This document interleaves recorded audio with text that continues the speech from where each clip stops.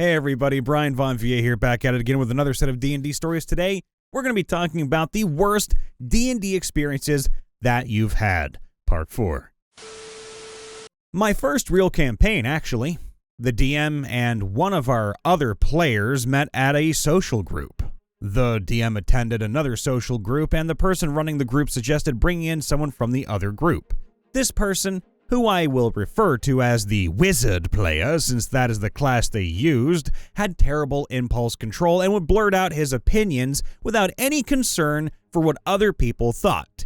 He also had a persecution complex, claiming it was because his family would often blame him for everything. Well, I've never met his family, so I can't verify this, but either way, he was not a well person. Anytime the DM threw any kind of challenging encounter our way, the wizard player would complain and act like the DM was out to get him. Oh my god. Yes, out to get him specifically. Other times he'd complain that a challenge in the campaign was making the game luck-based. Yes, this guy complained that things were making D&D luck-based, a game played with dice. I even pointed that out to him, but this guy was sadly rather conceited, so if you said anything that doesn't fit with his worldview, it would go in one ear and out the other. Pointing out that he was complaining about luck in a game played with dice didn't even seem to register. His complaining continued into the late game. I was still new to the game and didn't study it as much as he did. Well, despite that, I noticed that early game in D&D is typically going to be the hardest part. As we got into the mid and late game, I noticed the combat was getting much easier. Everyone was taking less damage and fights ended faster. Yet, the wizard player still kept getting worried in the face of any challenge and complaining. I don't know if he was expecting the DM to just send cannon fodder our way the whole time, rather than actually try to scale the difficulty to our levels or what. It was especially bad when the DM designed this dungeon for us to go through. It had a number of puzzles, something I'm not good with, but I found the difficulty to be, well, manageable. The wizard player kept no-showing for sessions and lying about why he wasn't coming. Well, our DM worked hard to put this dungeon together, and this player decided to simply no-show until we were done. Of course, we noticed all our sessions were a lot more fun when this player didn't attend. Everyone, including the DM, couldn't stand his complaining, but we tried to be polite and keep our feelings to ourselves. The DM didn't throw this player out, but decided that the next time he does a campaign, that player is not going to be invited. If nothing else, our DM showed that he can handle having a difficult player in the sessions. When we met after the campaign, I told him that while this was his first time as a DM, he did a good job despite the issues with that one player complaining so much. I was the DM, and it was a pretty generic starting scenario. The players were all youths in a remote society and had to perform a coming-of-age trial to become full adults. Of course, something tragic was going to happen and plot would ensue. Well, we never got that far. I was going to give them some smaller quests first to help gear them up and get them a level. The quest giver was a stern but kind mentor they knew throughout their childhood called the Constable, and his job was to get them prepared for a possibly dangerous ordeal. The problem was that the party started making jokes about he was a child molester and wouldn't fucking let it go. They developed crude backstories about the outrageous and improbable abuse they had suffered and would actively avoid him to the point of hiding or running if he came looking for them. Even after I went out of character and explained how the campaign was set up, they decided their stupid joke was more important. Then later had the gall to complain about how we were 3 sessions in and nothing was happening. I told them to get the fuck out of my house, and some of them I never gamed with again. Honestly, I wouldn't talk to a single one of these people again if they're going to make jokes like that. They can stay away from my life, and their little toxicity puddle can stay there forever, far away from me. A few years ago, I joined a Pathfinder campaign that was being hosted at a local comic book store. High five, props for the Pathfinder campaign. I always have plenty of ideas for characters and can come up with something to fit any need, so I told everyone they could make their characters first, and I would make, well, whatever was left. Well, nobody made an arcane caster. Sweet. I get to play my kobold sorcerer, who would later take levels in Dragon Disciple, so he had the draconic bloodline. I could have come up with anything that was needed, but kobolds are my favorite, so I was very pleased with this turn of events. Well, game day comes around, and it turns out that the guy who said he was going to play a cleric had changed his mind, and instead was playing a sorcerer. A draconic bloodline sorcerer, which he already knew I was playing. Oh, great. Honestly, if he had just told me this ahead of time, I would have scrapped Keycat and rolled up a cleric, but no prior warning at all from him or the DM. Well, this was still doable. We were a first level party with 2 sorcerers or no healer, but a good DM would have accounted for that and given us extra healing stuff.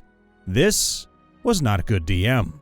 We found 1 single healing potion. Keycat found it, so it was in Keycat's possession. Eventually, inevitably, somebody almost dies. Like he was going to die if nobody healed him, which, remember, none of us can. Keycat, being a team player, rushes over and pours the healing potion down the guy's throat, saving his life. You'd think that kind of behavior would get, rewarded, but apparently not. Later in the same session, Keycat gets killed. We have no healing options and definitely no resurrection options, so he's dead for good.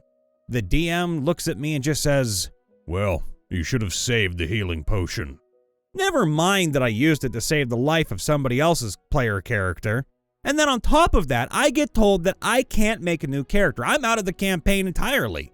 There was some bullshit excuse about, "Other people want to join this campaign, and we have to make room for them." Oh, I'll admit, I got seriously pissed off and said some pretty nasty things. I promised that I'd never return to that comic store. The DM was part of the family that owned it, and I have kept that promise. I also tell everyone I meet not to go there because I very rarely hold a grudge, but when I do, it's a serious one. Now, Keycat's story does have a happy ending, though. I remade him in a 3rd edition campaign, and he's gone on to do amazing things, to the extent of which can't be possibly summarized here. I like to think that the original Keycat, now known as Keycat the First, got reincarnated and given a second chance. Well, you know what? It's not about holding a grudge. You did what you thought was best, by steering people away from a very scummy DM and a very scummy store that would allow something this scummy to exist. Good on you, and I can't wait to hear about Keycat soon. I had a game end with a TPK after about 3 hours of actual gameplay. Nobody had even gotten to level up yet. We were playing 3.5 and had a decent-sized party that was well-rounded with 1 each of wizard, rogue, cleric, fighter, and ranger. This was the norm for our group to not have duplicate classes, plus we had all kind of settled into certain roles and this was the best group that would work for us. It started out classic enough. We all meet at an inn and a fight breaks out. We then all get arrested and brought before the magistrate, who agrees to let us go if we take care of a small gang of thieves operating out of the sewers of his city. Well, we agree and go down into the sewers, and we proceeded to disarm several traps, solve a puzzle, then kill 2 thugs and subdue a few others to take back to the magistrate. We come upon their treasure hoard, and it's a pretty good haul with a magic item for each of us. Now, we thought that this was just the DM trying to give us a boost early in the game, but it was a damn trap set up by the DM.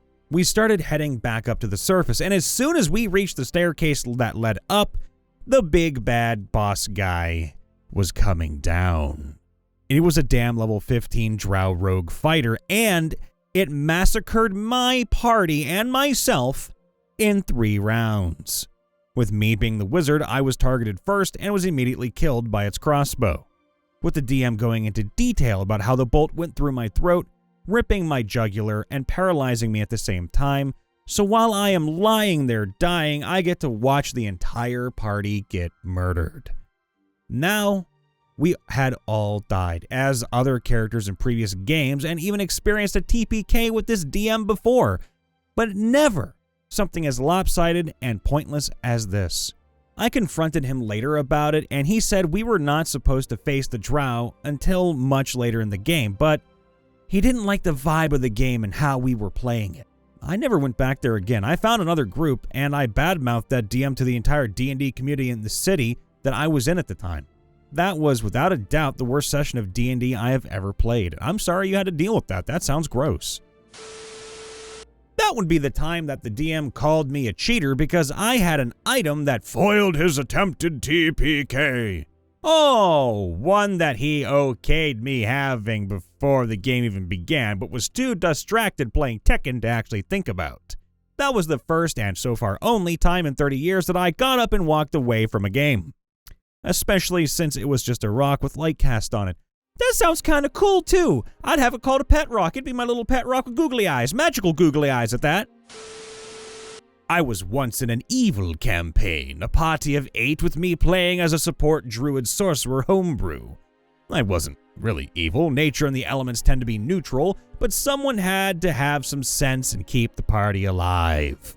We were fighting a green dragon in its lair when the warlock convinced his relatively inexperienced wizard GF to erect a wall of fire around themselves for protection. Standing beside them, I was stuck for several rounds behind a 10-foot wall with no way to reach any of my now injured, poisoned, paralyzed companions fighting for their lives on the outside.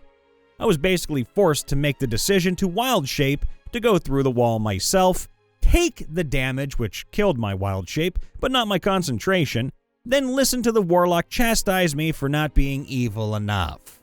I texted the DM if PvP was allowed. DM texted back that it was. I switched alliances by dropping a streak of lightning from my still concentrating 5th level Call Lightning onto the wizard to break her concentration. With the help of the rest of the party, I then unleashed my Staff of Power to erect a wall of force and a dome shape immediately after a fighter used a scroll of Cloud Kill over them. She didn't realize that counterspell would be needed until it was too late. That was the end of me in that campaign as my gut was just soured after that. Maybe being evil just isn't my thing. I really hate turning on the party even when it fits the narrative. Hey everybody, Brian Von VA here checking in after the vid. Please make sure to leave a like, subscribe, ring that bell, and of course, tell us in the comments below about your worst D&D experience that you've ever had, or TTRPG experience in general. That said, we love you, please be safe, happy, and healthy, and know that you matter. We'll see you next time. Bye for now.